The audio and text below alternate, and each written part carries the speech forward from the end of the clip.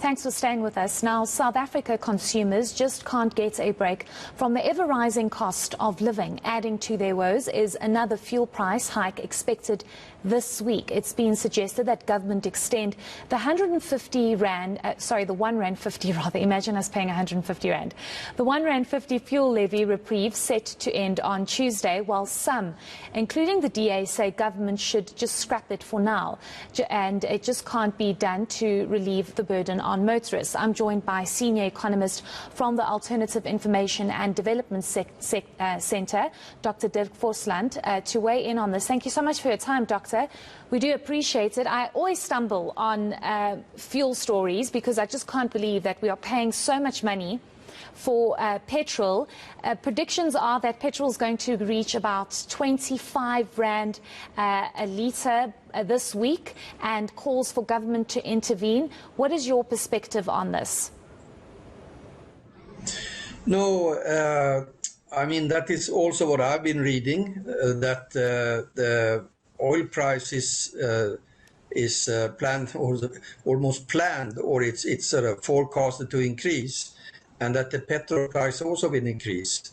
As for this rebate or this exemption of 1 rand 50 that was introduced 2 months ago, well, I think they should let it continue, basically. But I also think that I hope that this debate about skipping the fuel tax completely, etc., which has been raised, I think it should be transcend into a deeper debate about tax policy in general.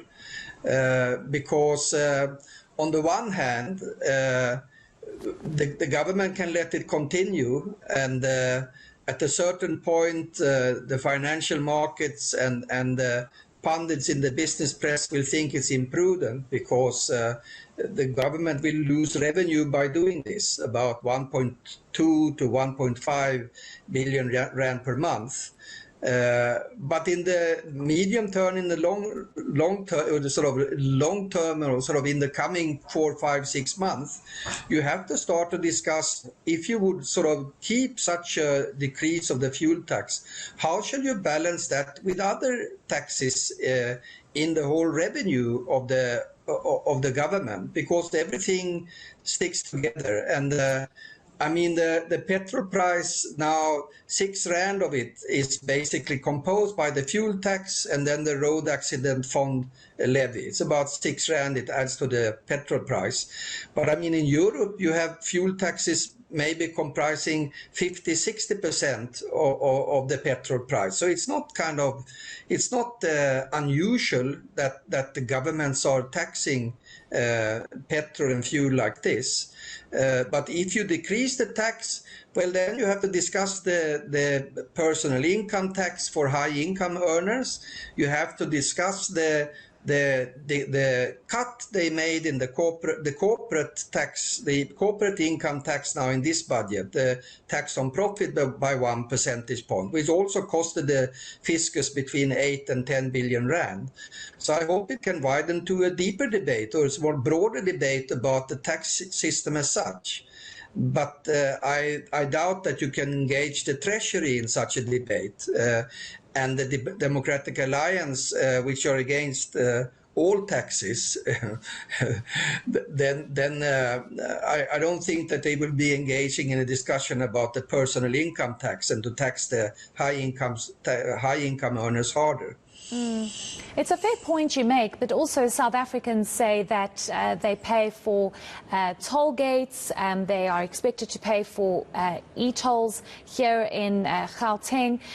Why should they be paying so much for the fuel levy? And this should be a way for government to drop the fuel levy or just exclude it completely, and us only paying for the fuel. And the other big issue is that they constantly say there are external factors that contribute to the increase in the petrol price. But South Africans are saying, how much more can we afford? It's just unsustainable.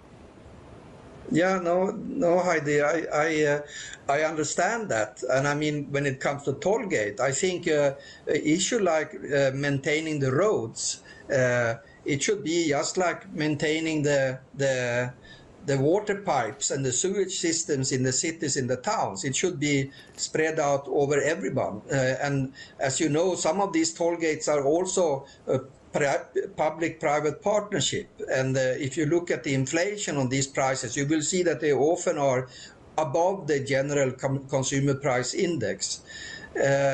But I mean, you could take it, in a way, the fuel tax is a kind of bad tax because it strikes evenly or sort of proportionately different for rich and for poor.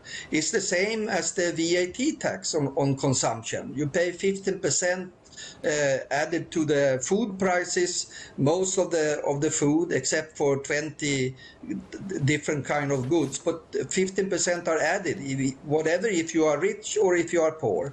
And the same is with the fuel tax. It's the same for everybody. And if you phase it out, which you could do over 2-3 years, well, then an alternative would be, for example, to not increase the sort of tax brackets, the three top tax brackets, starting by 641,000 today. All the money you earn over 641,000 rand, that money is now sort of taxed at a higher rate than anything else, and then the next stage is 870,000 rand, and then it's 1.7 million rand, and so on. You could just let it stay like it is, and then you would draw in like 5, 6, and 8, 10 billion rand more per year. And with that, armed with such a policy, you could also phase out the bad fuel tax, and you would replace it with a progressive, tax, which is the personal income tax, because that is harder for richer than for poorer. So that would be a policy to consider. But I mean, I don't believe that.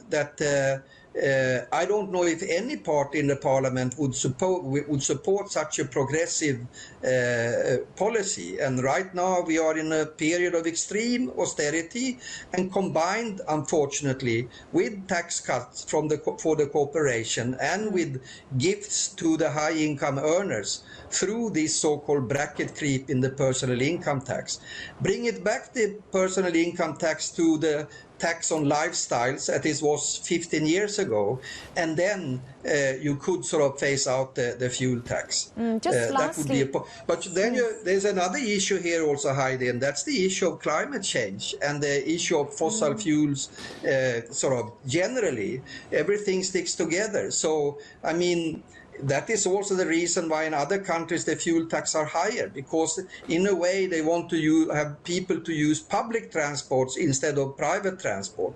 But then you have to have a policy, a state investment policy, to invest in sort of transport, personal transport by trains and so on. But you see now the state of PRASA as we have today. Certainly, I don't think any South African can fully rely or depend on public transport in this country. Unlike, for example, in the Netherlands, where people are encouraged to use their bicycles because everything is safe and nearby and public transport actually works. Just lastly, Doctor, we've run out of time, but I just need to ask you one last question. Do you think that the Department of Mineral Resources and Energy, together with the Finance Minister, should before Wednesday say we are going to continue with the reprieve that's been offered to motorists of that R1.50, or do you think that they're not in a position to do so and motorists are going to continue being strained because of the high fuel price? Yes, I think they should do so if they at the same time also announce that they will oversee a sharper progressive taxation of high-income earners in the country. I think that would be a good thing to do. But in the meantime, before they can decide to say this, it doesn't matter really losing 1.5, 1.2 billion rand more per month, because this is what the reduction of 1.50 cost right now. It is not that much money. It's only a signal, of course, to the credit ratings institutes and so on. But when it comes to the budget, it doesn't matter so much. I mean, the state debt, it could be higher than it is now. Only the technical adjustment of the GDP measure, which was done a while ago, it just reduced the state debt of GDP it fell from 78 to 70%, the state debt to GDP. So it doesn't matter really. But I mean, it must come together with the general oversee generally of the tax system in South Africa and tax dodging and illicit financial outflows. And some of the proponents of scrapping the fuel tax or keeping it, they don't want the debate to go in that direction. So that's also why I get a bit suspicious. Okay, thank you so much for your insights. We do appreciate it, and I just hope that come Wednesday I won't be buying myself a bicycle or a donkey, because it's just not, I can't cope, and I don't think any South African can cope with how expensive fuel has gotten. Thank you so much for your insights, though. That was senior economist from the Alternative Information and Development Centre, Dr. Forslund, weighing in on just what can be done to assist motorists and the rising cost of fuel.